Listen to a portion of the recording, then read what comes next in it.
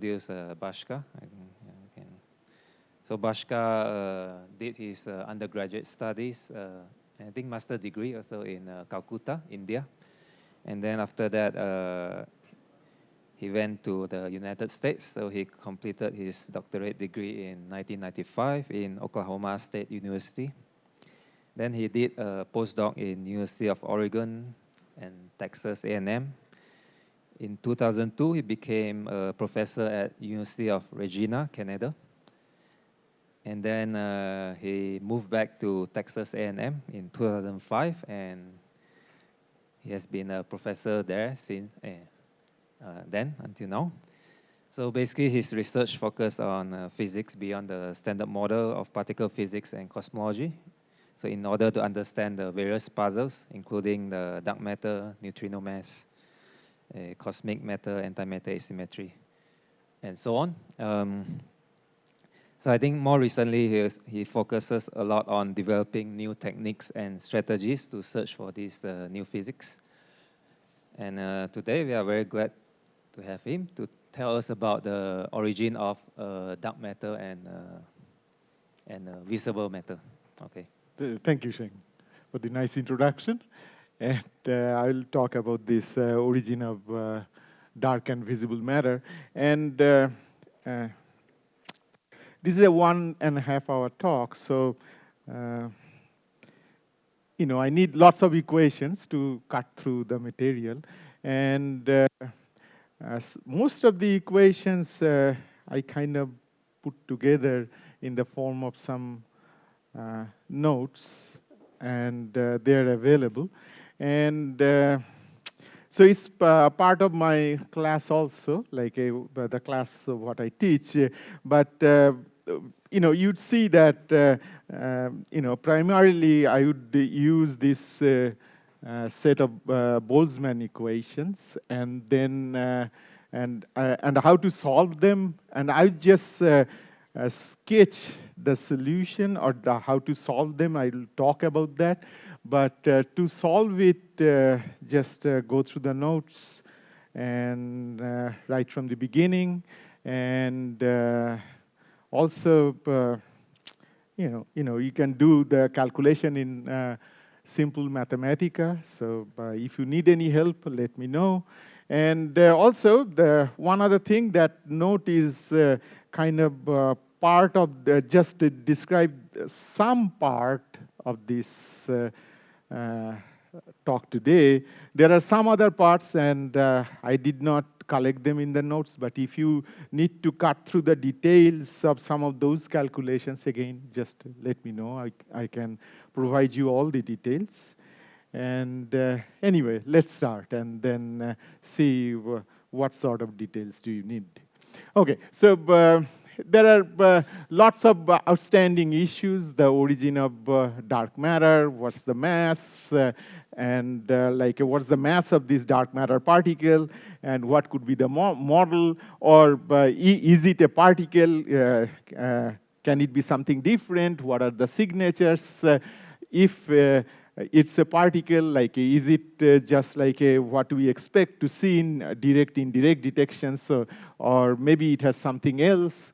And then what's the origin of this ordinary matter content? And the question is, we know standard model is not enough.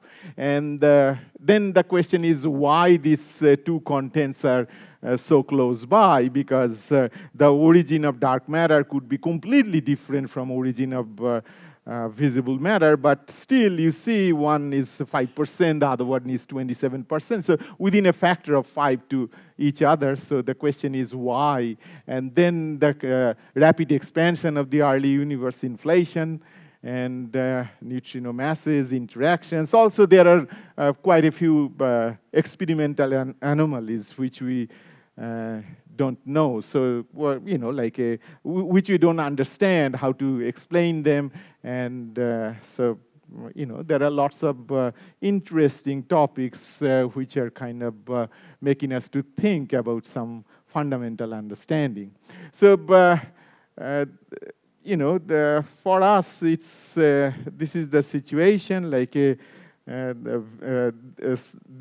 group of people who cannot see, they are trying to figure out what kind of animal is this, and they are feeling different parts and try, and they can talk, they can exchange notes. So at the end of the day, the question is, can they figure out this, what kind of beast it is? And that guy sitting on the top, just imagining, must be one of us, theorist. And but this is our status right now. We are trying to understand the universe by taking various data and imagining various explanations, and then at the end, we are trying to make sense. What is it?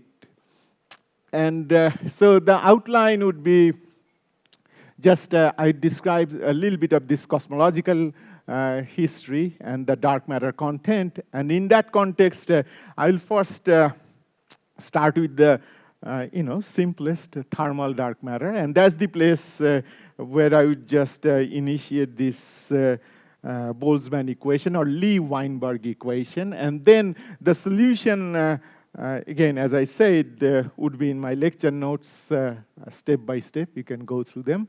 And then the question is, is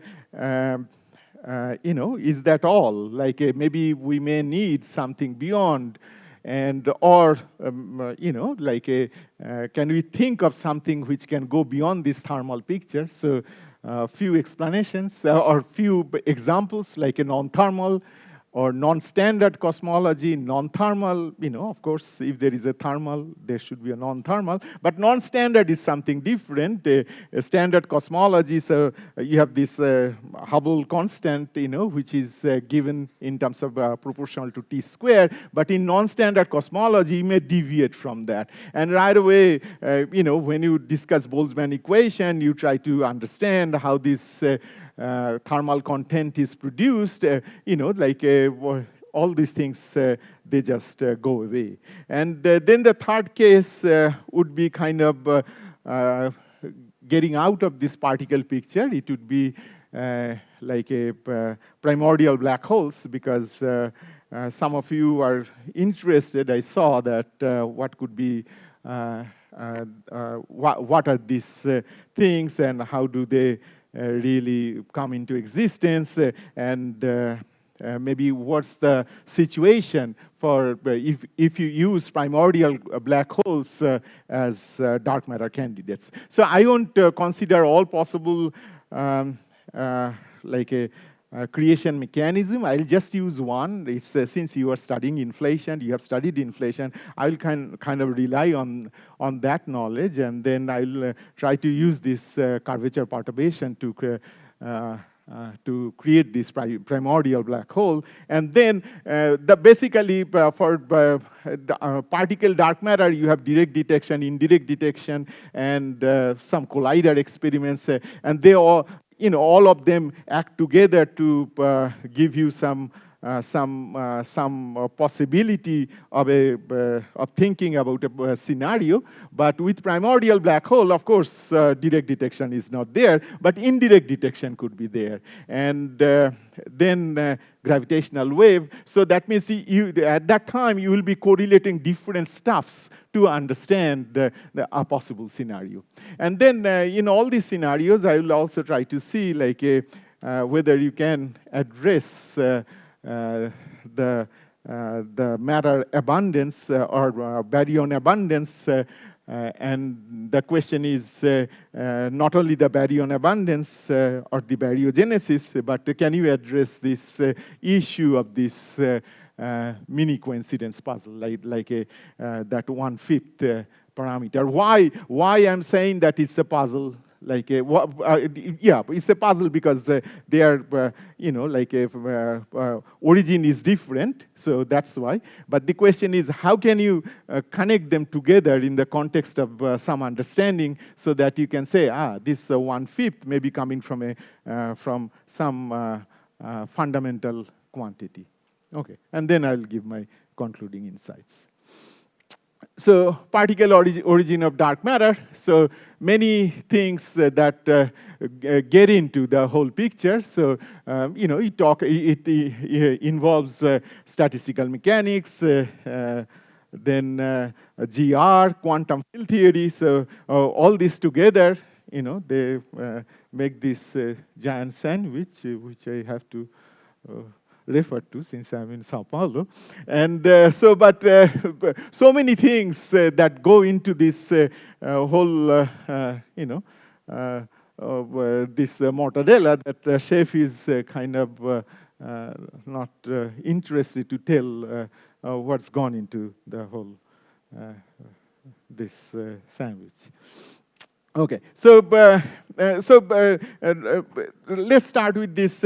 Yeah, it's a complicated story. So there could be many moving parts, and to make our life a little bit simpler, what we should do, like we should start with the simplest one, or the thermal dark matter production. So thermal means dark matter particle was in thermal equilibrium at some point. So, but it cannot continue to be in thermal equilibrium forever, because then you won't see much of them around. But so in the early universe, it was in thermal equilibrium, and when the temperature was much higher than the mass of these dark matter particles, at that time, dark matter was relativistic. And so thermal equilibrium means dark matter was talking to the photon, and photon keeps the temperature of the universe. And there are so many photons. That's why it keeps the temperature. And if you look at the dark matter or baryon abundance, the ratio of dark matter or baryon abundance to photon is 10 to the power 10 or 10 to the power minus 10. So it shows that how small this number densities of dark matter or number density of baryon with respect to the number density of photons. So that's why the photon keeps the temperature, and if dark matter is able to talk to the photon, then it's in thermal contact with the bath. And now when the temperature was high enough, like a mass temperature is bigger than the mass of the dark matter, at that time, dark matter interaction with the standard model particles were kind of going backward and forward. So dark matter is producing standard model particles, and standard model particles are producing dark matter. And and then at some point, universe started started to cool down compared to that temperature, and then only the forward reaction, because temperature has become smaller than the mass of the dark matter particles, so this reaction only can go in the forward direction, and now, in this picture, I have plotted this Y versus m by T, mass of the dark matter, and the temperature. What's this quantity Y? So far, I just said like dark matter particles, number densities, and all this stuff. But universe expands, volume changes. So number density, if you want to describe everything in terms of a quantity where you remove that expansion factor out, then all you do, you divide one density by another density. So you get this in number density by entropy density, and you get this quantity called Y. And then when you plot the Y, so in the top part is the relativistic dark matter, and then as temperature falls down, you start to see this non-relativistic regime, and you can see that Y is dropping fast, because here you have this exponential dependence on this mass and temperature. Then, but all along, the dark matter is in thermal equilibrium, because the dark matter is talking to the standard model particles by this annihilation or the reaction cross-section. And this reaction cross-section can be given by this quantity called sigma, with a v is the relative velocity. So, but then up to this point, the expansion of the universe I did not talk about, because I've just assumed that everything is happening in a box, and there are some photons and some dark matter particles, and then somehow the temperature of the box is going down. You know, I have not yet brought the expansion as a factor into that equation.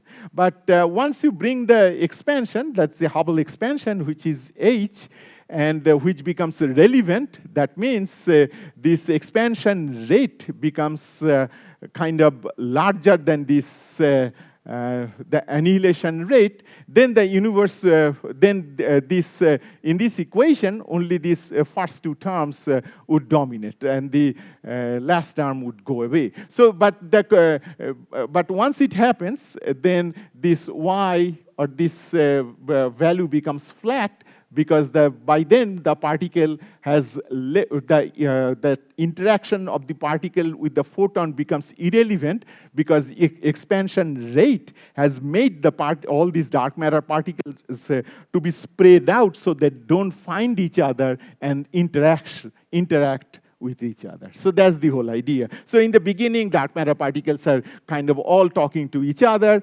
Then with the expansion, they have stopped seeing each other, and they stopped interacting, and that situation is called freeze out, and whatever the abundance you have at the time of freeze out, it's still maintained today, because you have described everything by this quantity y, which does not have the volume, or this volume part of that density factor, because you have divided it by this entropy density. Lot of words, but these are all equations, and the equation has three pieces, d and dt changing as a function of time, but then this expansion rate, annihilation rate, early universe, this this reaction rate is very high, because everything is close together, but late universe expansion rate becomes is kind of catching up, so the particles stop seeing each other. Okay, so that's the idea. And so the important thing, what we calculate out of this is this dark matter content. Dark matter content is correlated to y. So if you want to see like what's the major parameter, of course, this reaction rate, because it tells you how long the particle would be in the thermal bath.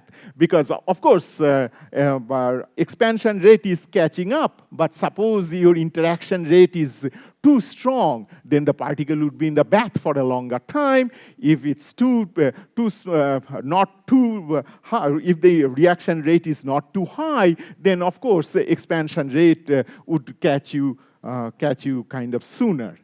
So that's the whole story. So of course, the dark matter content then would depend on this cross section. But then there is another interesting thing. So far, we describe everything in terms of this number density, but this content is kind of an energy density, because it's a m times number density, and this content is with respect to this rho critical. So that's the ratio is given as the content, matter energy content of the universe. And so there, this dark matter content is about 30%. But you can see that I just wrote it of the order of 1 over sigma v. I dropped the mass piece. So it's not just by my choice I dropped the mass piece. When you solve the Boltzmann equation, go through my notes, and there you will see that that mass piece gets dropped. And so that's why in this figure, there is at the end of the day, when this decoupling, these straight lines, they depend on the cross-section. As I said, if the cross-section goes higher and higher, the particle stays in the equilibrium for a longer time. And so this starting point of this line, just happens at a lower place. But then, of course, you are seeing that if it starts at a lower place, then sigma v is large, but the y value or this number density also becomes smaller. So, but anyway, your target is 27%, so that fixes the sigma v for a, like a given type of interaction strength and all this stuff. So at the end, you find that 27% of dark matter is associated with this particular value of 3 times 10 to the minus 26 centimeter cube over second. But now, of course, the cross-section, you can bring in your particle physics model by changing the coupling and mass. And but this value is not changed as a function of your mass. So now if you bring a stronger coupling, then the mass and all this stuff, things should happen that way. Any question? Go ahead. Usually the freeze-out mechanism considered that the dark matter freeze-out was in the radiation era.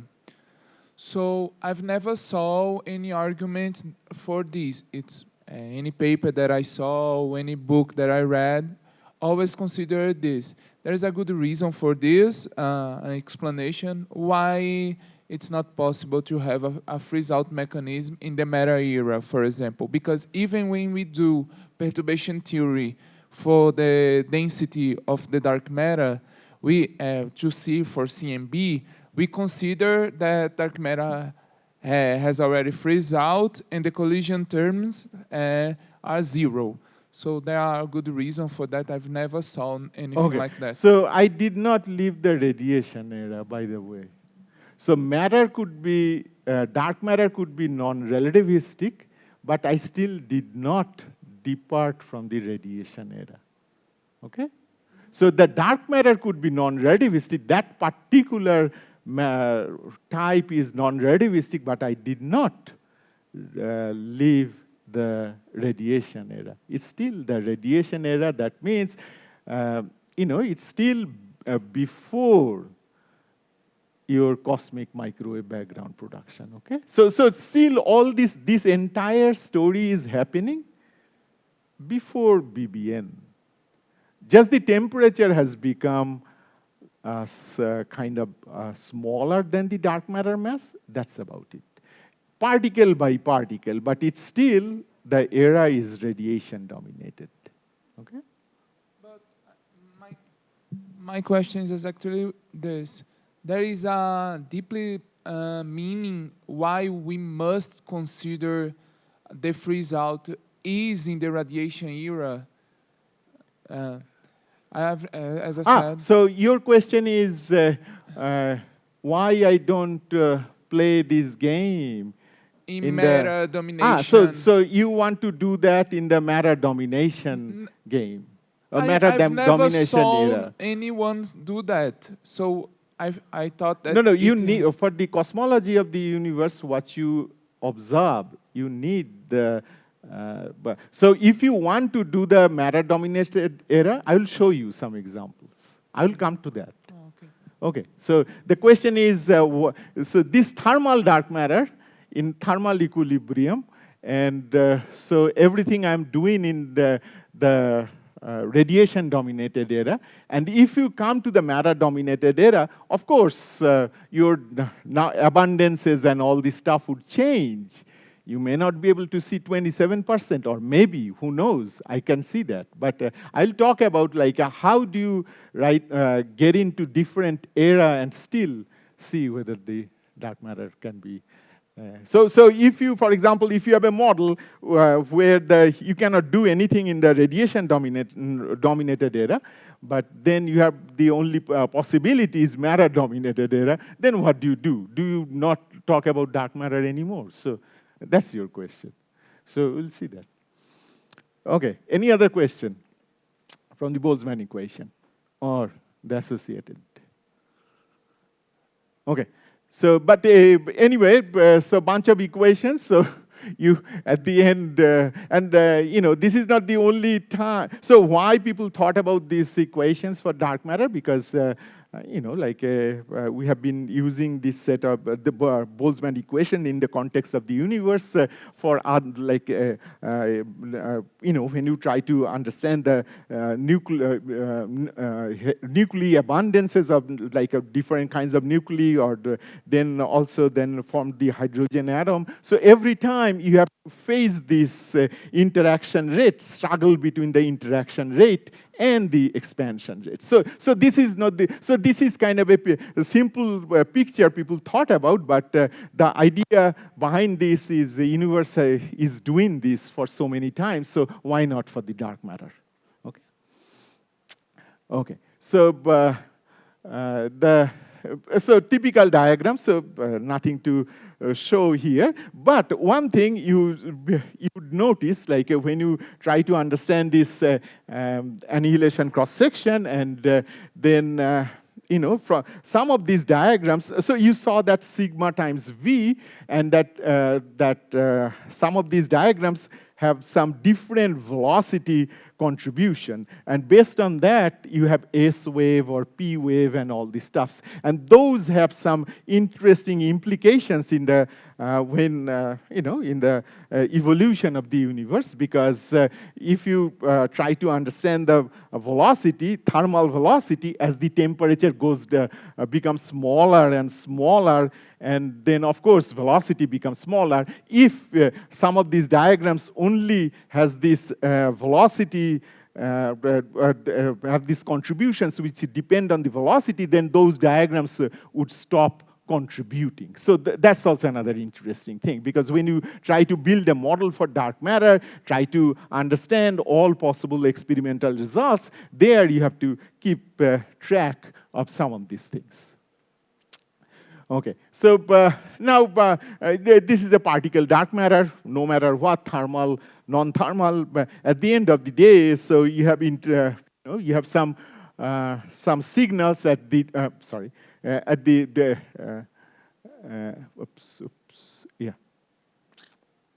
come on. So at this direct detection, indirect detection collider, and then usually what the strategy is try to correlate the results in these observations or experiments, and then try to figure out what kind of model or what does nature choose for us.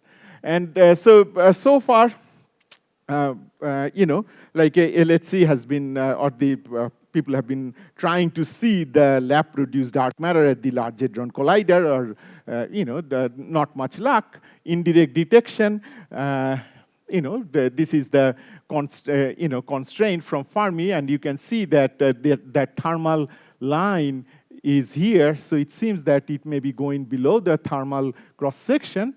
And also there is some this excess at the galactic center, which could be due to some astrophysical background. I'm not getting into that, but so there is there could be a hint, but again, it could be due to pulsars or astrophysical background, because indirect detection has that problem. If you see a signal, it could be produced by some astrophysical object, because you are looking for the dark matter annihilation into photons, and not always those signals are background free. And then if you look at the cosmic microwave background result, so you can see that the constraint, so cosmic microwave background, as I said, it's after the time like hydrogen atom is formed, so only you have photons, and if dark matter is also annihilating into photons, that would contribute to your cosmic microwave background observables. And so there is a constraint from that, and the constraint seems to be, again, cutting into your thermal cross-section value. But does this mean thermal cross-section is ruled out? Of course not. As I said, thermal cross-section could be written as some velocity-independent piece and velocity-dependent piece. And the velocity, if your model gives the thermal cross-section only the velocity-independent pieces, then all through this, or when you go through various cosmological era, the cross-section remains constant, and so there is a good chance that your model is already ruled out. But on the other hand, if your cross-section has only the velocity-dependent pieces, then during the cosmic microwave background time, the cross-section becomes very small because you can calculate it. It's by using this, like mv square equals to 3kT, and and you put the temperature, and you will see the velocity is really, really small. But on the other hand, in the late universe, it can be a little bit larger because after the galaxies are formed, the velocity is picked up, and the velocity, this new velocity is called virial velocity, and that's about 10 to the power minus 3 times the speed of light. In the early universe, it was about 10 to the power minus 1 times the speed of light. And in the middle, as you go through, velocity really drops, and velocity again gets picked up at the in the galaxies or in all these galaxy clusters, because due to the virial velocity, it becomes 10 to the power minus 3. So that's the kind of understanding you need to have if you build a model and try to push it through these various experimental results. Okay? Yeah, let me know if you have any questions. Just I can always stop. Okay, so now the question is, what's a typical, so keeping this in mind that you can build models to bypass these constraints, but even then, at the end of the day, there is a range up to which you can build this thermal dark matter model. So for example, it can go from this electron mass to this 100 TeV, but beyond that or within that, you can have a non-thermal model, or the model where the dark matter don't come from this thermal bath, interacting with the thermal bath. So how would the dark matter then come? Maybe it comes from the decay of some heavy field. You can call it a moduli, for example, or something, and those decays produce the dark matter, and you may get the exact abundance at the end of the day because of that, or you may get something which is not exact abundance because still dark matter may be annihilating, but at the after incorporating those annihilations, you may get the exact abundance. So again, it's an additional piece of physics that would go in, and you can see that previously my Boltzmann equation had this dnx dt, 3hnx, and this piece only, but now I have to consider this this heavy guy, suppose call it phi, it decays, produces some particles, including this X particle. So my Boltzmann equation becomes a little bit more elaborate. But since you know how to solve one of them, you should know how to solve many of them, because you can write a code or do some calculations, so you can do that type of work. And but the interesting gain is, so you may say that what's the point of non-thermal? Then sure, it's fine. It's giving me some additional headaches, but in return I get a wider range of this mass of dark matter. But also another thing which you will see that maybe there is a possibility of understanding the coincidence puzzle, because this Boltzmann equation for this dark matter, which I was solving, at that time I did not talk about the baryons, because for the baryons I do another piece. And so that's why this 27% and 5%, why they are correlated, it's a mystery. But on the other hand, unless you say that, my, like a whatever is producing this baryon asymmetry is also producing this dark matter asymmetry, but there also you have to make some assumption that maybe the symmetric part of the dark matter, that cross-section is too high and all this stuff, so that part is not available to you anymore. So there is a complication there as well. So, but to get out of those complications, maybe you go to non-thermal. So you lose some, you gain some. The question is, do you gain more? Also, it depends on what kind of goal you have. So now, for one easy picture for non-thermal dark matter is like a moduli. So, these moduli are kind of like a field with a gravitational interaction, and also it can decay. So in the early universe, they were stuck by this Hubble friction, but as temperature becomes smaller, then Hubble expansion rate is changing, and so then m phi can become greater than h, and this phi starts oscillating, and it's a coherent oscillation, and then that coherent oscillation behaves like a matter phase. Matter phase means pressure equals to 0. That's basically what it is. So that's what you want to mean by matter domination, that pressure goes to 0. So, but now, as soon as this moduli decays, then it produces dark matter abundance, and then right away it also would reheat the universe, and it can make the universe to be radiation dominated again. And so that's why the three sets of Boltzmann equation which you saw, one is associated with this moduli field, and then I had this radiation. The radiation component is coming from this decay of the moduli field. It's also producing the standard model particles, causing the radiation, and the third component was tracking the dark matter. So, this moduli decay width is given by this m phi cube over m Planck square gravitational interaction, and so that's basically what's the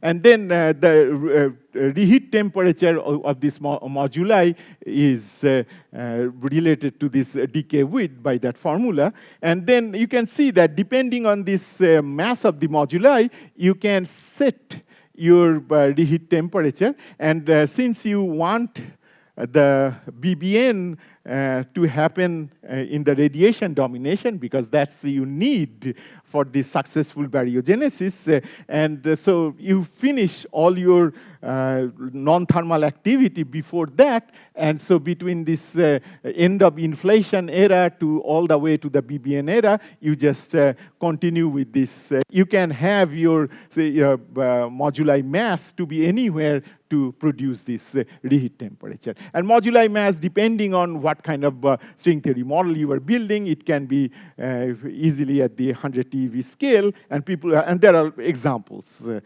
where people have built a model with a 100 TeV scale. And so the abundance of the decay product, and so now you need to solve those set of Boltzmann equation. And I'm leaving the responsibility up to you. Just I'm quoting the result. If you solve them, then you will find just that quantity y, and I have a new quantity y sub phi. It sounds like Wi-Fi, but anyway, it depends on this T reheat over the m phi. Okay.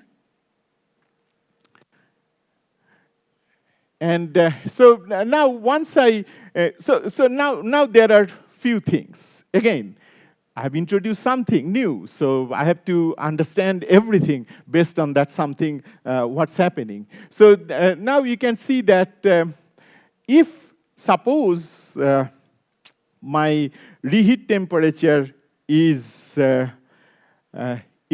below the freeze-out temperature. If reheat temperature is above the freeze-out temperature, of course, the freeze-out wouldn't be sensitive to this reheating mechanism because moduli is decaying and whatever is being produced get into the thermal bath, and the story of moduli would be forgotten in the context of dark matter. But on the other hand, if the reheat temperature is below the freeze-out temperature, then something is you may think that there could be a problem. Because dark matter was in the thermal equilibrium, and it got frozen out. But now moduli is decaying at a temperature lower than the freeze-out, so it would dilute the dark matter content based on the thermal dark matter which was in thermal equilibrium. So that means if you still want to play with that dark matter content, which was the dark matter produced from thermal equilibrium, then you are out of luck because you are down by this TR by TF to the power 3. So for example, you can put the number, suppose T freeze out is 10 GeV. And reheat temperature is 1 MeV. So right away you can see that thermal dark matter content multiplied by TR by TF cube is such a small quantity. So that means thermal dark matter in the context of this scenario is gone. But on the other hand, if TF or the TF is smaller than TR, situation is different, as you have seen, because it's a different story. But another thing may happen. This moduli decays into dark matter, and then this dark matter, they start interacting, and then they start annihilating. So though the freeze-out temperature was above the T reheat, but the annihilation cross-section, you suppose, is such that whatever dark matter is being produced from this moduli decay, they can annihilate, and then they produce the right dark matter abundance. And in that case, you will see that this TR over TF becomes like a TR over TF, like this, and then annihilation cross-section, you need much larger in that case, and to explain the dark matter content.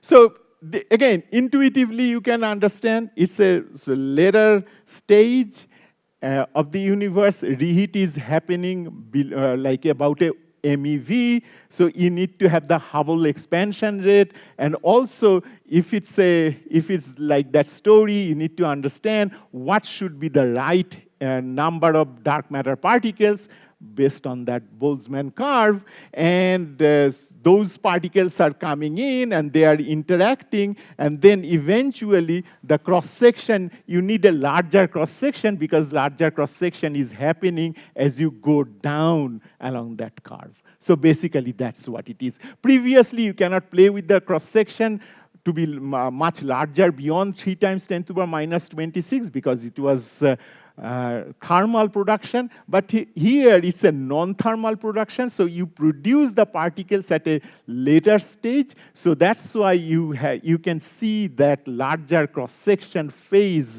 of the Boltzmann equation.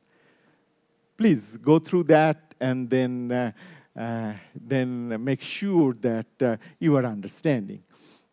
And so the dark matter of abundance now again can have 2 possibilities. One is the story where it can go through the annihilation, or maybe dark matter you produce from the decay is abundance is low enough that it explains the dark matter content of the universe. It may happen. So at that time, any additional annihilation is not needed. So that means, again, you think about this, like in the universe, some particle is decaying, producing the dark matter particles, and they are separated well enough that their annihilation is not possible because they are separated enough, but the abundance is high enough to satisfy the dark matter content of the universe. So that's this second part. So that means this first part is the cross-section dependent, and the second part is cross-section independent. So if you want to build a dark matter story without getting into this cross-section particle physics calculation, you can choose this scenario where you have just calculate the abundance. I gave that formula, and then multiplied by the phi goes to dark matter, and be done with your dark matter content of the universe. So this is kind of a, dark matter is already frozen in. So dark matter is produced, is already frozen in. So that means you don't do anything extra to that dark matter content of the universe. So, so this scenario is called branching scenario because this is just a branching ratio, nothing else. Abundance times the branching ratio gives you the just this bright dark matter content. So now the question is, what are the implications of this right-hand scenario? Because left-hand scenario, you may say that, you know, like I can play with the cross-section, making it large, and then make this first scenario possible. But if the cross-section is not large, if the cross-section is low, then maybe this is your survival rate. You remember that cross-section has that constraint, like you said, like my model with S waves are in trouble. But if you are in this branching ratio, since it's independent of cross-section, any cross-section is possible. So that means your model is always, you know, you can always make your model to satisfy the dark matter content of the universe. Okay, so already you have been going through this baryogenesis. Yeah, go ahead. Just a question. To define the freeze-out temperature, we needed to get this annihilation cross-section, but now we are getting a different size of this annihilation cross-section. Wouldn't this also change what we are calling the freeze-out temperature? So the question is, would it change the freeze-out temperature? But the freeze-out temperature, remember we had to solve the Boltzmann equation? Yes. And at that time, I did not do anything, just the dark matter by itself. It's getting out of this thermal equilibrium of this background temperature. So this freeze-out temperature is associated with that part only. So that equation is not polluted. I did not pollute it by anything. Just I say, like dark matter is out or in equilibrium. So that's why my freeze-out temperature, I use that as a reference. So basically, I'm describing something different, but with reference to that scenario. Okay, thank you. Bhaskar, just to make sure. No, I just want to understand the T reheating is not the reheating temperature after inflation. No, this is okay. Another point, this T reheating is the moduli decay. So what happens, moduli decay dumps like all these new modes, and so that increases the entropy calculation, G star T cube. So remember, you are dividing by n by G star T cube, and that G star is changing, basically. That's it.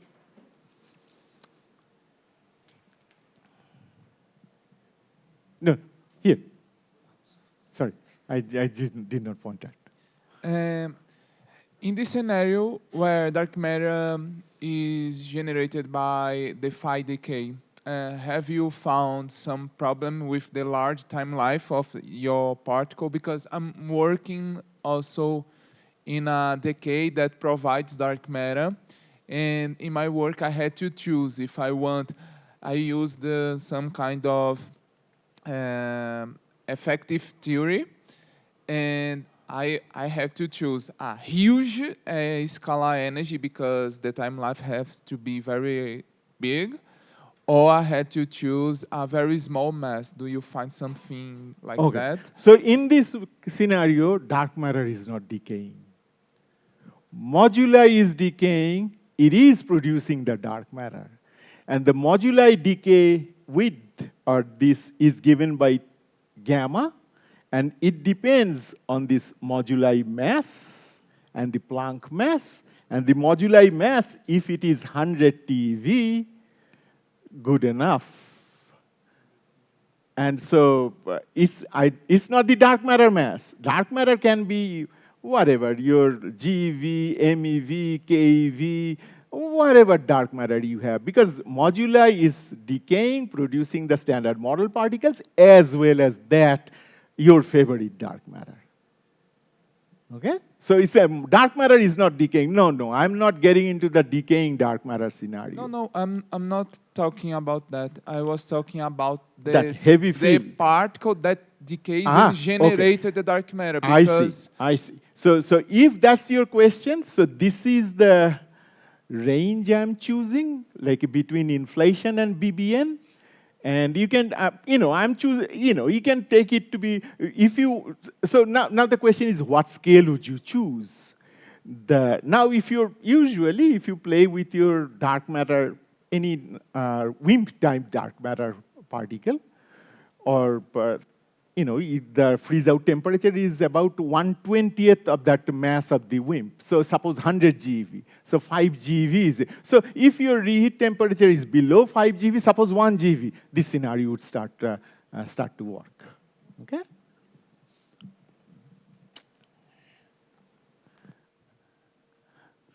Okay. So now just to correlate this thing, because of course you may say that now I'm changing the topic, going through another stuff.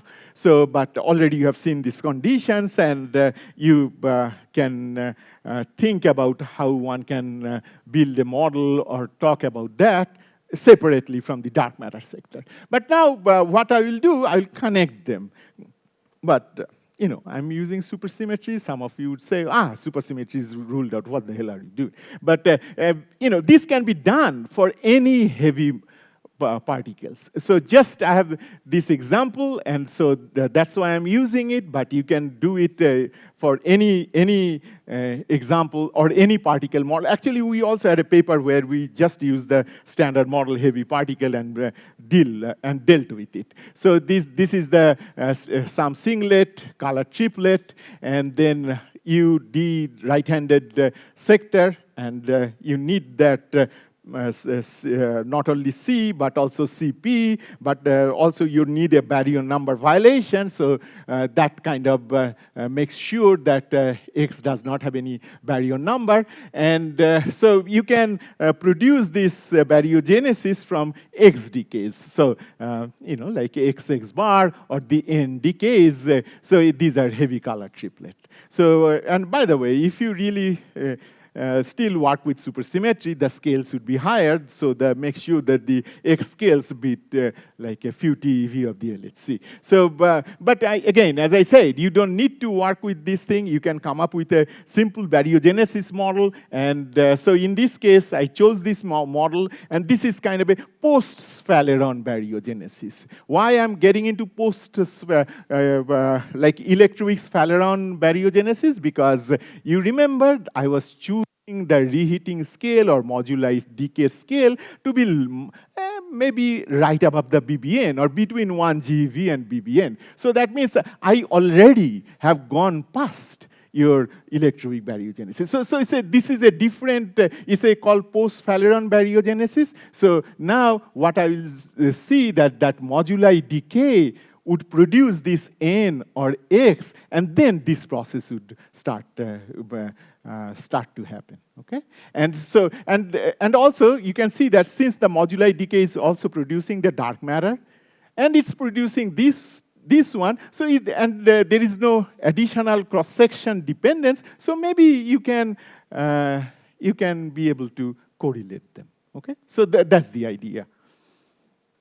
And simple stuff.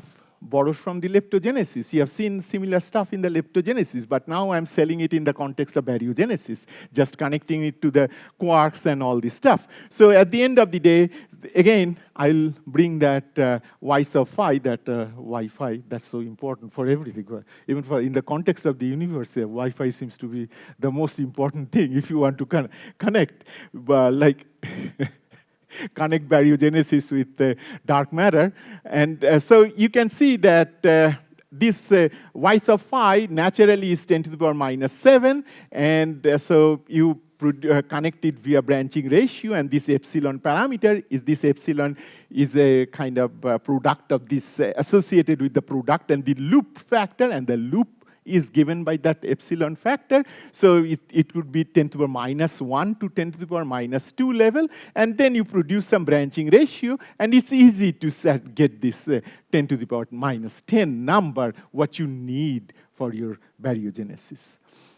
And so now if we play some number games, so you can see that this is the NB over S, YB, Y sub 5, and this is the baryon abundance, and omega B over omega dm is nothing but correlating the baryon abundance with the dark matter abundance. And then at the end of the day, these two abundances, when you correlate them, it gets reduced to this dark matter mass, phi to moduli decaying to baryon, moduli decaying to dark matter, that ratio, and of course 1 over dark matter mass. So now if you take the dark matter mass to be 5 times the baryon mass, unlike the asymmetric dark matter, it does not have to be 1 GeV. It can be 5 GeV or 10 GeV, and you blame it on this branching ratio. And so it seems that it becomes, this coincidence puzzle basically becomes basically gets correlated to the branching ratio of this moduli into dark matter or moduli into the baryon piece. So it seems it becomes a little bit simpler because you are not trying to understand two disconnected pieces, but rather you are trying to understand two connected pieces via this moduli decay. Okay, and nowadays, if you come up with some new explanation, you come up with a new name, and we call it cladogenesis, came from the same clade or, same biological origin. And but it seems that this could be an interesting way. Okay, so now I'd switch gear a little bit. So how much time do I have? I did not. 35 minutes, okay, good. So, so now another topic I will introduce is like modifying the expansion parameter. So you may say that again, it's why do you go away from the standard cosmology? But now you see this result like from two observations from the cosmic microwave background and the late universe, and you see there could be a Hubble tension. So maybe that I don't know whether that Hubble tension is real, or maybe it's due to some statistical analysis. But if it is real, then definitely you also need to change the Hubble parameter value during the course of the universe. Like in the late universe, what you observe. But if it happens, maybe it's also true. It can happen in the early universe as well. And there are examples like where people have considered it, and we did not, look at it for a long time. But so this is a scalar tensor theories, and usual terms, this is the scalar field, and then this is the gravity, and then when this scalar tensor theory talks to the matter part, it has this effective square root of minus g piece, and this is described in terms of in the Jordan frame, where it has these two pieces, like some function of phi, and then this function of d sub phi, and this is the disformal piece, and this is the conformal piece, and this is usually the standard Brand's decay theory, where you have this c sub phi being present, and then this piece is if you work with D-branes, then there are very many examples where people have played with it. And then why am I bringing it? So if you remember, in the context of thermal dark matter, I was saying that there is a catch-up game going on. So Hubble expansion rate is catching up with the interaction rate, and in that process, you fix that sigma v, or the thermal cross-section, to be 10 to the power minus 26 centimeter cube per second. But if by hook or crook, if I change the Hubble parameter, of course, that story should be retold, and then my annihilation rate could be something different, right? Because it may not be 3 times 10 to the power minus 26 centimeter cube per second. And that was one of the questions. So wouldn't I get a different annihilation rate? Indeed, you would. If you mark up that equation in the sense, if you change the expansion rate of the universe. So here, what I'll do, I'll keep myself to this thermal scenario. Of course, you can again bring the non-thermal scenario, but that's an additional complication on top of this complication. I don't want to do that. Usually, if I teach a class, I put it for my students to do it, but if you want, you can do it. But here, just I'll use the thermal scenario where just I'll compare this H, just modify the H. So in the new case, this is just the H tilde, and then in terms of the Jordan frame combines this, your gravity and the scalar tensor gravity together, or describes scalar tensor gravity together, and the interaction with the matter field. And once you do that, then you have to be careful, because now you describe everything in terms of the Jordan frame, because now the scalar field plays some role in the cosmology of the universe. And for example, now your this H would be correlated to rho tilde, because rho tilde, everything would be changed to some tildes, which I'm describing here. And so again, omega is your equation of state parameter, just I'm showing for one example. And matter domination, radiation domination, dark energy. So everything would be in terms of that Jordan frame.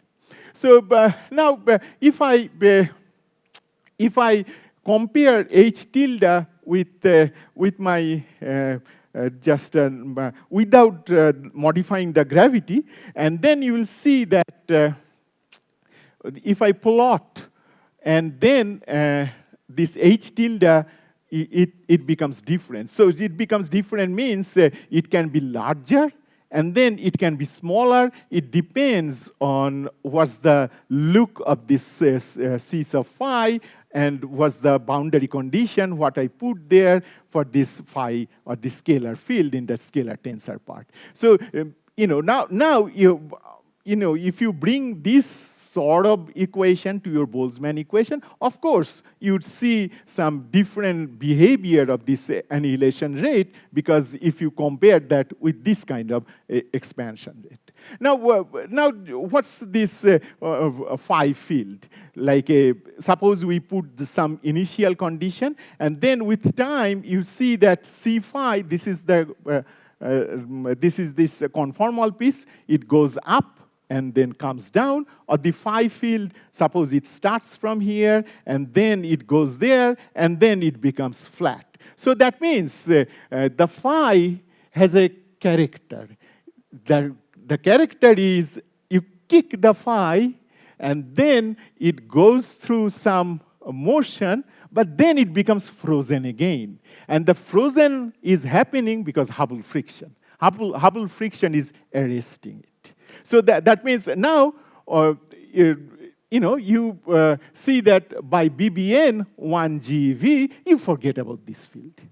So whatever you have done to the Hubble, it happened prior to the BBN, and after BBN, you don't have any remnant of that. So, and also, if you don't look at the annihilation cross-section or this understanding of this dark matter, you don't even know that your Hubble was modified somewhere in the early universe, because there is no other observation. Now, of course, you may say that, can I play the game in the late universe?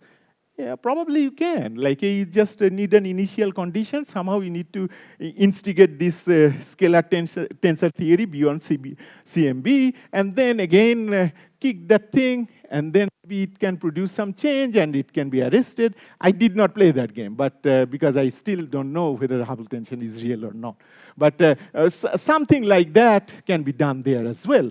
And but in the context of the early universe, it seems that if you believe in thermal dark matter, if the results tell you that thermal dark matter is the story, then you know, your this Hubble parameter, it seems to be kind of an easy way to kind of bypass that 3 times 10 to the power minus 26, so minus 26 centimeter cube per second, that number. Okay. So now how it goes in the context of Boltzmann equation, and there is something interesting also happens here. Suppose this is your gamma, or this dark matter distribution, or this cross-section distribution, and then you can see that it goes down, it becomes comparable with the Hubble, because that's the time Hubble wins. But then again, or the, you know, like here the annihilation rate and this expansion rate becomes bigger, but then again, Hubble rate loses, annihilation rate wins. So that means there is an annihilation being frozen here for a given value, and then again, annihilation get refrozen or gets thawed, dark matter get thawed, and then gets frozen again. It's called re-annihilation. So that means if you have some complicated behavior of your Hubble parameter, things could be kind of little bit not so kind of straightforward. So here is an annihilation. First Hubble wins, and then Hubble loses, and then Hubble wins again. So this, so that means now you need to calculate this abundance or the cross section, what you need for the abundance after including both annihilation and re-annihilation process. Okay, so it has its own calculational effect, but it's straightforward. Just you make sure that you solve you know, Boltzmann equation at different stages of this universe and following that Hubble. And but one interesting thing is you can see that this you know, the cross section could be larger. If you believe that you know, you can handle a larger cross section, thermal cross section in the experiment, or cross section could be lower if you somehow are in that notch. And so in both ways, you can make the cross section to be larger or smaller, depending on what you need at the end. And suppose thermal cross section is the only one which you want to play with. And similarly, this formal case is you know, no difference compared to the conformal case. It's just this, you know, you put this additional D piece, additional level of complication, and then the, you know, like your expansion rate is H tilde, H gamma, and then you have this, you know, phi prime, and this gamma has this D over C. D is non-zero, so you have to include all these things. And so if you do this formal case again, you see that you know, like the shape is similar. So you know, like this formal is an additional feature which kind of shows up in some string theory models. So, and you can combine, you know, collect those models to see some factors, like here and there. And depending on what you need, you can choose a disformal and conformal. And in the disformal case, just like the conformal case, the field is again frozen by, as you put more time into this flow of these particles, because eventually the Hubble friction or Hubble wins, and then makes the field to be completely frozen. So now, in the context of this, in the context of this modified Hubble expansion rate, one thing could be very interesting, could be this leptogenesis, because the story is the epsilon parameter is given by M1, and then the lightest right-handed neutrino, and then these are the heaviest and lightest neutrino mass. So this is the Davidson-Ibarra constraint. This is the atmospheric neutrino mass square difference, and then if you use this V to be around 10 to the power a weak scale, then this M is about 10 to the power 9, depending on this epsilon value, and epsilon is, the thermal is greater than 10 to the power minus 7, so this scale is quite high. So then usually people think about lowering that scale, saying that, that high of a scale could be kind of uninteresting because you cannot probe them, but make them available to your kind of lower energy probes. That means lower compared to the high scale. Then of course you can play with this, this V value, and for various smaller V values you can lower this scale M1. But it seems that you cannot go anywhere you like, because if you want to bring it down to electroweak scale, because that's the only scale what you know of, or what you can target, what you can probe, then it becomes a little bit tricky, because even by doing this, M1, the lowest value would be 10 to the power 5 or 10 to the power 6 GeV, and this is because the washout starts becoming important, and then that really puts a little bit of a constraint. And constraint means you cannot go lower. But again, the washout, whether it's kind of in business or not, it depends on this this process. Like X suppose produces YZ, and then YZ is kind of going between Y prime, Z prime via that X particle, and then you compare with that H. Now, if you make your expansion rate to be larger, then of course it's easy to have this right-hand side to overcome the left-hand side much more easily. And if you do that, the washout becomes less important, and in that process, you can reduce the scale from like a 10 to the power 5 GeV or to all the way to 100 GeV. So that's the idea. So Professor Enrico Nardi and Professor Sheng Fong and we looked into this thing at some point, and then we found that the interesting thing is here, like a 1 GeV, 2 GeV case, and you can see that you can go all the way to, as I said, 200 GeV. These lines are kind of no washout thermal abundance, but these are kind of solid lines are for zero initial abundance, and then these dotted lines are for thermal abundance. So you can see that really you can go down to like here 10 to the power 4 and like 2 times 10 to the power 4 GeV, so depending on the strong or weak washout. So again, you can play with this V and then makes your the scale to be lower and lower.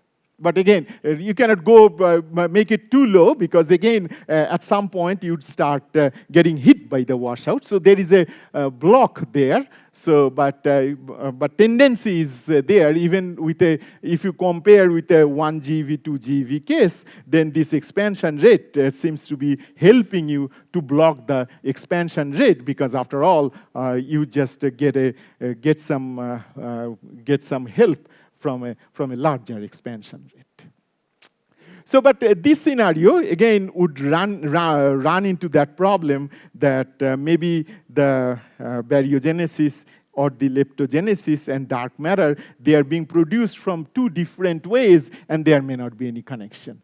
So, you need to go to that asymmetric dark matter scenario, but again, there you have to see the symmetric component to get rid of, but this is kind of a, if you so far based on these two scenarios, you are trying to see like more or less that's the thing what I've told you, like if your thermal cross section, if your dark matter is run by the thermal cross section, it's difficult to address the coincidence puzzle. But if you get out of the thermal cross section by something, like for example, non-thermal is one business, and so it seems that coincidence puzzle becomes a little bit simpler to address. Simpler in the sense means you can blame it on this decay of this some moduli or some heavy particle.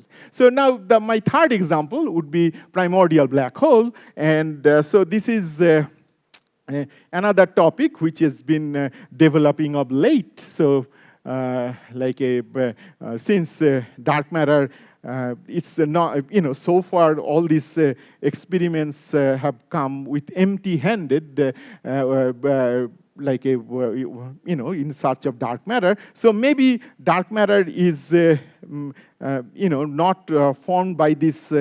This particle does not have a particle nature, but it may be created by this, it may be just this primordial black holes. But the story of primordial black holes is more like 50 years. Stephen Hawking, Carr, all these important papers, and then it connects gravity, quantum mechanics, thermodynamics, everything, but again, there is no discovery.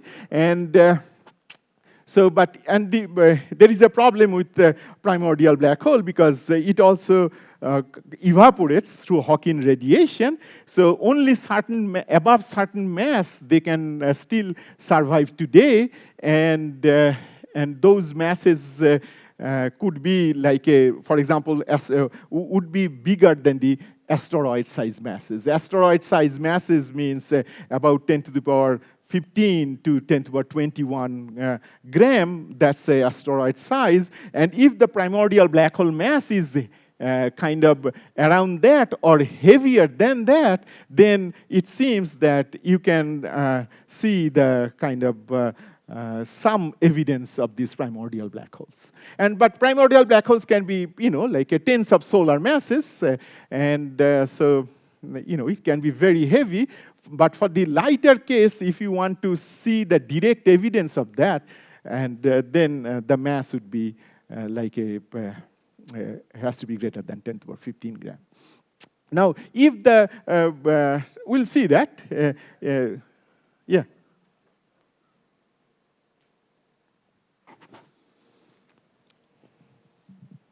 Go ahead.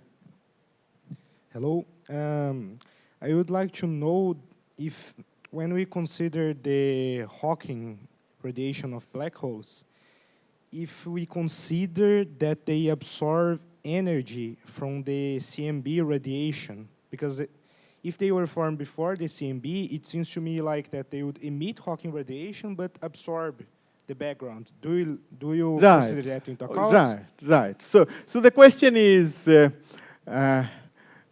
suppose I said the Hawking radiation, so it has a distribution depending on the black hole mass, and so the question is, what's the constraint from cosmic microwave background on the primordial black hole going through Hawking radiation?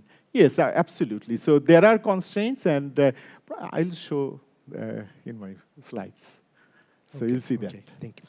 Yeah, that's a very important question because I said like a primordial black hole goes through Hawking radiation. So is it are all these scenarios kind of free to play with? Maybe there are some constraints. How about the cosmic microwave background? Because I took that constraint seriously for my dark matter annihilation, so I cannot just escape that constraint for the primordial black hole. So indeed, it has constraint. It has constraints from the Fermi sky. So, but as the black hole mass becomes heavier and heavier, they start to escape those constraints. And with your 10 to the power 15 to 10 to the power 16, I chose this mass deliberately because it's bypassing those constraints. But I'll see. Okay, so this is the typical temperature to black hole mass correlation. And the evaporation is, time of evaporation is like this. So I'm just giving you some feeling of these numbers so that whenever I'm making a statement, you can right away catch me. Like where, you showed this thing, is it making sense? But also you can, in your head, you can start putting these numbers together if you are trying to think about this primordial black hole as your dark matter candidate. Okay, so now this is a primordial black hole constraint picture. And so this picture is interesting. So dark matter fraction that can come from primordial black holes. And all these regions are kind of constraint region. So this is the region where you have gamma ray background, but also inside it, you have this CMB. Actually, we did the CMB in 2017, one of the first ones to look for the CMB constraint. And it's hidden here, inside that. And so depending on the mass, of course, if I lower the mass, I'll get into the CMB constraint more and more.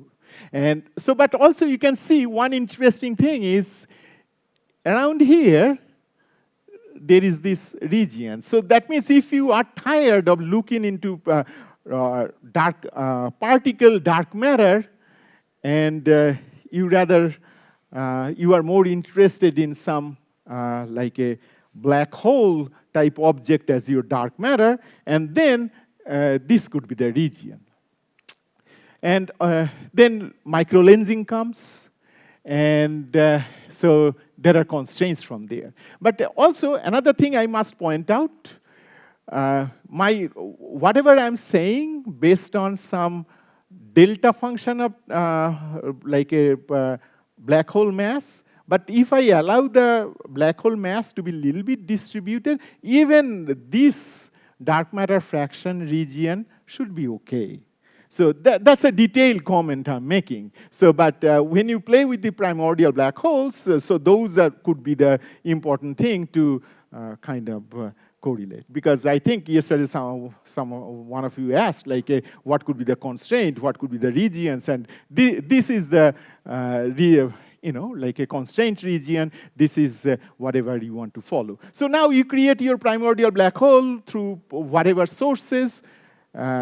Like a first order phase transition or inflation, and you come up with a primordial black hole mass distribution, you always obey this constraint if you want it to have if you want to produce 100% dark matter or some dark matter coming out of this whole thing.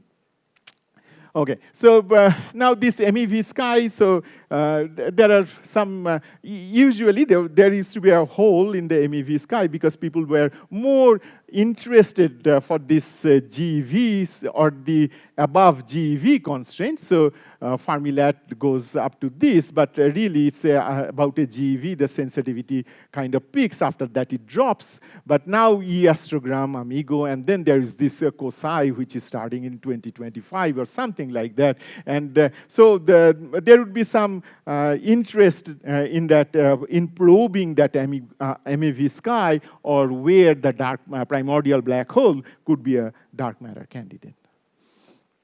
So now, how do you form these primordial black holes? So again, it's a kind of, you produce these inhomogeneities, and then this overdense region collapse, and then you produce this black holes. So then you look at the density contrast, and density perturbation needs to be larger than the Jeans length to have this collapse to be efficient. And then various cosmological scenarios. You have inflaton potentials, bubble wall collisions, then dynamics of scalar condensate, collapse of topological defects, and every now and then, like last few years, you would see lots of these papers based on this false vacua being populated, and then true vacua kind of making this false vacua to kind of collapse, and then eventually you form these Fermi balls, and then you generate these primordial black holes. So there are quite a few scenarios. I'll take this, like a inflationary scenarios, and so what I will do, I will use this curvature perturbation, and then curvature perturbation would give you this tensor perturbation, second order, and and then that would give you this energy density of this gravity wave. So this is a stochastic gravitational wave, and so this pH is your power spectra associated with this gravitational wave. And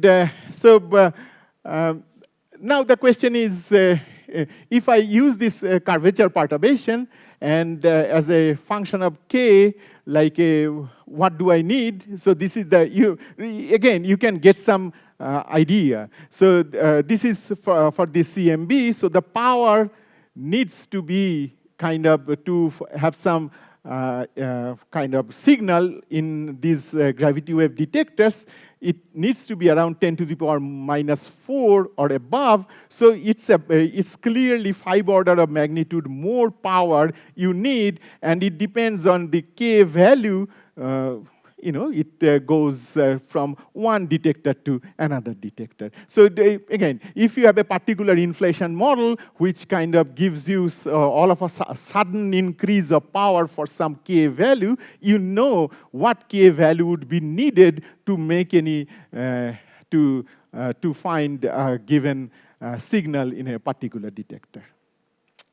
And so the inflationary model, so there are some works. So I think more works probably are needed to make a little bit of more realistic connection. And one is this, so basically to increase, did I do something?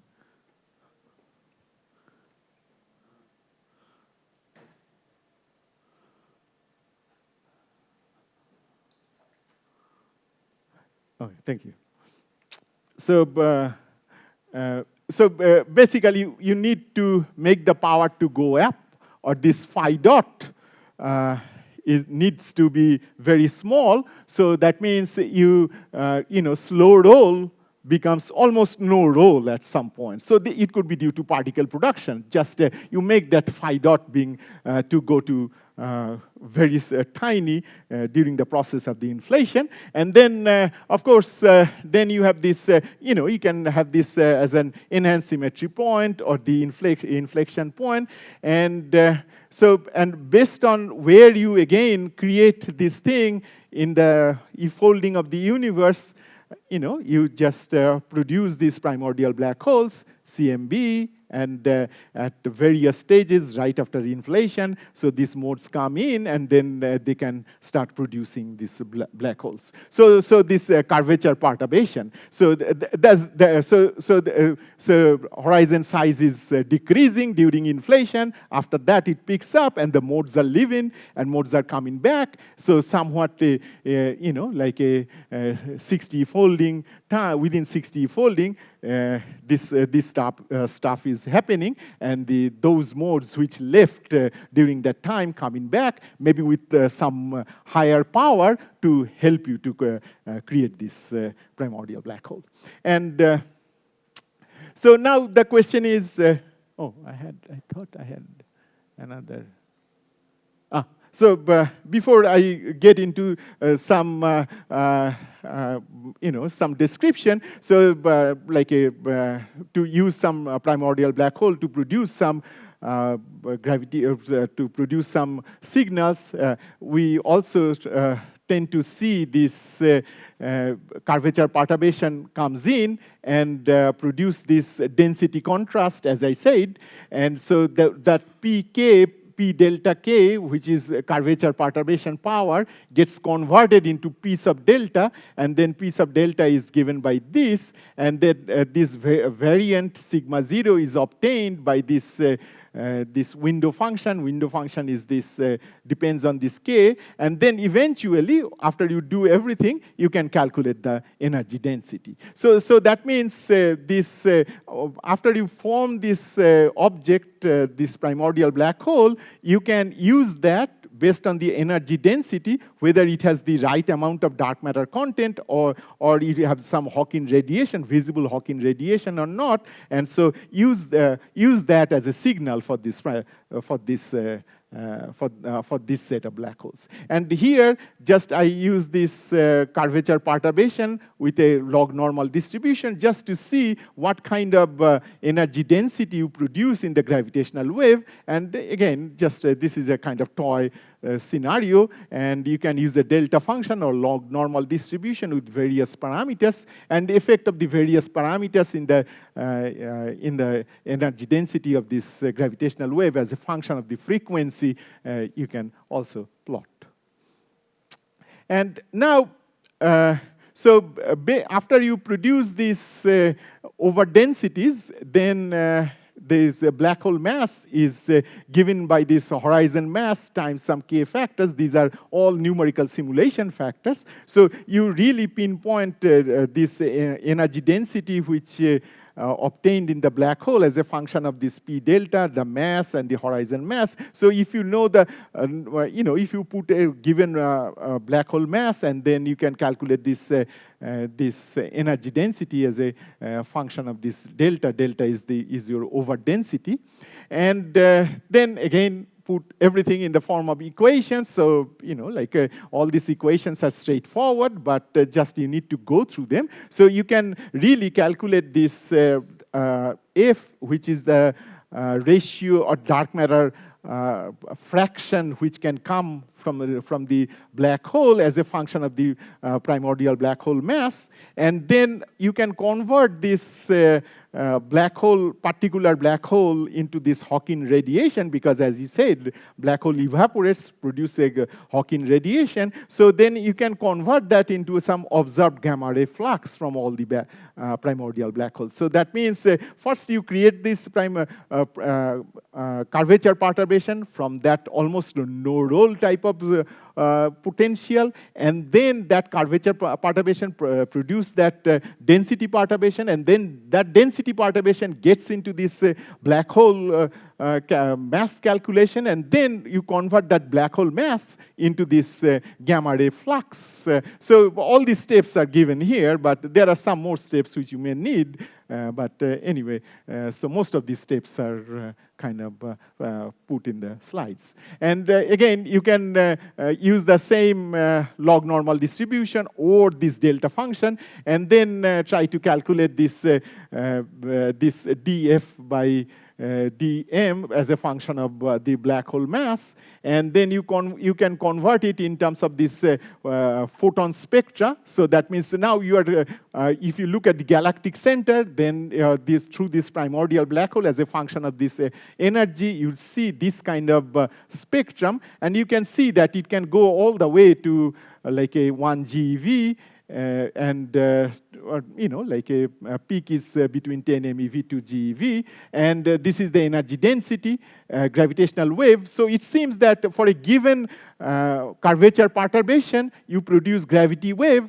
For the same parameters, you also produce this gamma ray flux in the for Amigo E astrogram, or can be also covered in the Fermi-LAT. But since you have chosen the MEV, the mass of the black hole such that it affects this like a asteroid size is more or less it's in this region. And so, just correlating different observation. So like a, like your gravitational wave energy density for, like for those, it's a Desigo, BBO, and maybe close to LISA, and then Einstein telescope, and those would be correlated to this, like a MEV sky, like COMTEL was before, so E astrogram was here, so various regions can be probed, kind of, in two different observations. And so actually, the whole setup is, before I showed you that diagram, direct detection, indirect detection, LHC, but here it's something different. It's a kind of inflation scenario, and producing this asteroid-size black hole, and then produce this gamma ray. Also, you have this gravitational wave signals. So you can use this correlation to understand this, the effect of this primordial black hole. And remember, one of you asked, like, what's the CMB sky? Of course, CMB sky is also part of this gamma ray signal. So, but we are bypassing that because of our choice of the primordial black hole. And there you can have this gravitational wave signal. But also, if you use a heavier mass black hole, there you start getting into this, those micro lensing and all those stuff. Also, so you can have a different set of correlation there as well. So now, this is a kind of and one extra story for you. So, like, if you believe in axions, and they can be produced from the Hawking radiation, and the photon and axion then decays to 2 photons, and it's interesting, like from the Hawking radiation, the spectrum of the Hawking radiation gets modified, and it depends on what kind of particle you are using. So, like without Hawking, without that particle being present, and with that particle being present, like these lines could be somewhat different. Yeah, just I'm done. And so this is a standard. Okay, so.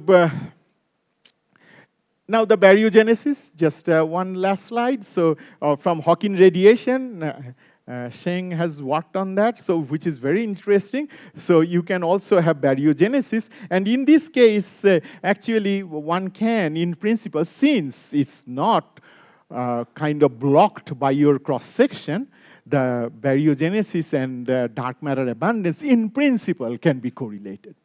So because it's the Hawking radiation is the story behind it. So that means, again, this is another scenario which does not depend on the thermal dark matter. So you get out of that cross-section business. And since it's produced from this some radiation, so something you produced from the decay. So here it's not decay, it's evaporation. So in principle, there is a possibility that you may address this mini coincidence puzzle here again.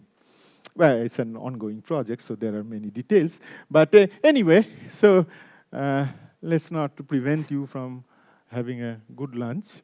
And so various scenarios, there are more. Just I thought that I would just describe some of these scenarios, because time to time I hear this story, dark matter models are ruled out, we are ruling out dark matter, but you are only ruling out specific scenarios, and it gives you like a more impetus to think out of the box, to come up with some new possibilities, not only to address the dark matter, also maybe the connection of dark matter, origin of dark matter, and the origin of baryon abundances. Okay, so just I'm just giving you some possibilities here, and you may think and come up with many more possibilities. Okay.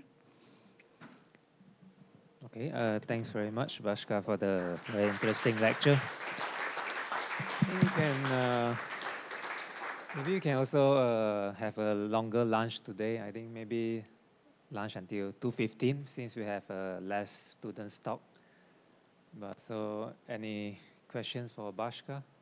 Yeah, go ahead. So thank you. Just one question. For the multi-messenger approach with the gravitational wave and the gamma ray, if I'm not mistaken, you mentioned, what is the highest distance that we can probe?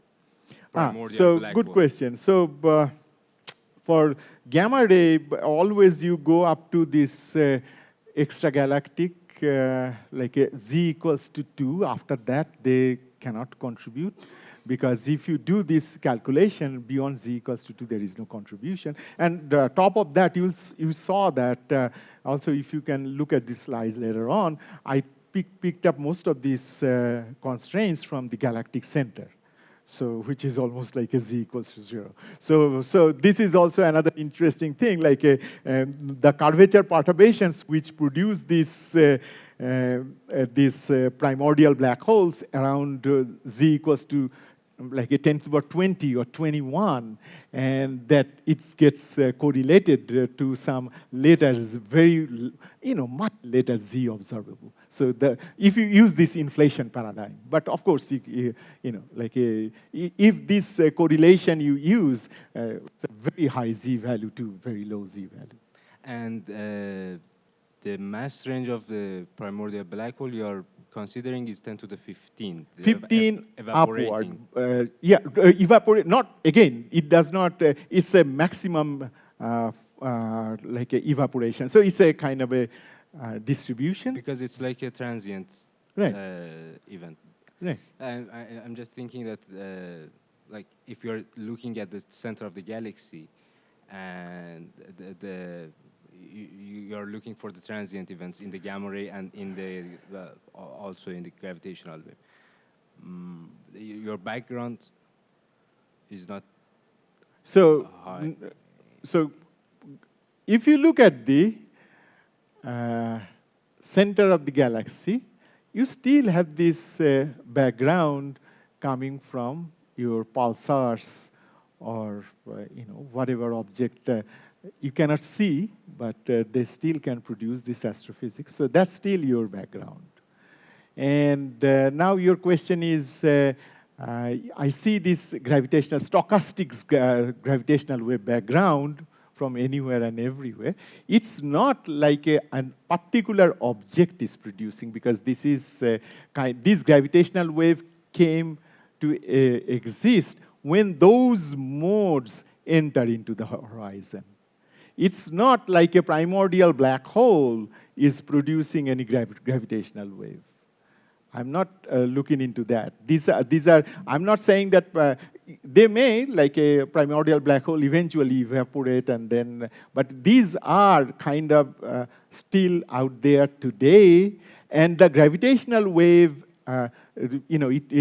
Those were produced at z equals to 10 to the power 20 or 21, because that's the time when when the curvature perturbation entered into the horizon, and then I got the tensor power spectra. So basically, you are saying that there is a peculiar correlation between the gravitational Right, like you see it signal in any and other detector, and then if you see a signal at Amigo as histogram, then Yeah. you may start saying, Yeah. there could be some correlation. because we did the same, we did the same approach with the gamma ray and the neutrinos, and if you do with the neutrinos, the distance that you can probe is something like with the ice cube is something like 10 to the Yes, minus 4 absolutely. parsec. So, very So good you- point. So the question is, why I'm looking at the photons only? Why not neutrinos as well? Of course, Hawking radiation also is producing neutrinos. You can have some constraint from this ice cube observation, correct? Yeah, but the That's, distance, again, part of the multi-messenger. So it's Yeah. right. yeah, but the distance was very Right. small, like 10 to the Right, minus 4 right, parsec. right. So, but the, people have worked on that. Yeah. Recently, I saw a paper like where ice cube constraint was put, but now the question is whether you use this particular distribution, log normal or distribution, which I use to correlate this to sky. If you put there, what could be the corresponding? Yeah, that's an yeah. If you are interested, maybe you should take a look and do it. Yes. Thank you. Thank you for your very nice talk. I have a very, very naive question. Could the mechanism of formation of primordial black holes violate the baryon number? Good question. So, primordial black hole formation, if it violates baryon number. So, suppose if you use a particular vacuum, for example,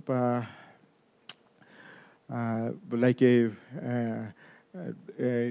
your vacuum, you have a false vacuum, true vacuum, and if the false vacuum, which is collapsed into primordial black hole, violates baryon number, and you can have, because people have made such attempt, like there is a recent paper by Pacey Wang et al., they looked for lepton number violation. So what they did, they produced some particle decays, and but only with certain, and there is a mass gap between the final two particles. And the lighter particles, for example, can go through this false vacuum and then come to the true vacuum, but the heavier particle with a remnant number is left trapped in the false vacuum. In that case, when you collapse the false vacuum to primordial black hole, your lepton number is violated. So that's the idea for their paper. Okay, let us have one last question, and then we can move the rest, I think, to the discussion session. Hi, thank you for the nice talk.